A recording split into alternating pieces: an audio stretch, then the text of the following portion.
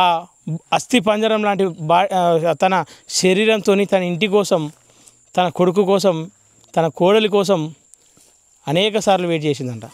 ఈ చుట్టుపక్కల వాళ్ళని అడిగితే అక్కడ ఒక ఇల్లు ఉంది, అడిగే ప్రయత్నం చేసినాం. ఆమె ఏడుస్తూ ఉంది.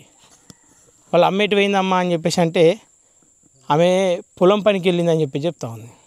అరే అంత పెద్ద వీరుని, అంత పెద్ద మనిషి తల్లి కదా, ఆమె పొలం పనులకు వెళ్తుందా అని చెప్పేసి అంటే, ఇప్పుడు ఇంతమంది వచ్చారు కదా, మీరు రూపాయి ఇస్తే ఆమె తీసుకోదు, రూపాయి ఇస్తే ఆమె ముట్టుకోదు. ఆమె కష్టం, ఆమె తిండి కావాలని చెప్పేసి ఆమె ఆశిస్తూ ఉంటుంది. ఒకవేళ నిజంగానే కొడుకు తెచ్చి ఇచ్చినా కానీ తీసుకునేటువంటి పరిస్థితిలో ఆ తల్లి లేదని చెప్పి చెప్తూ ఉన్నారు.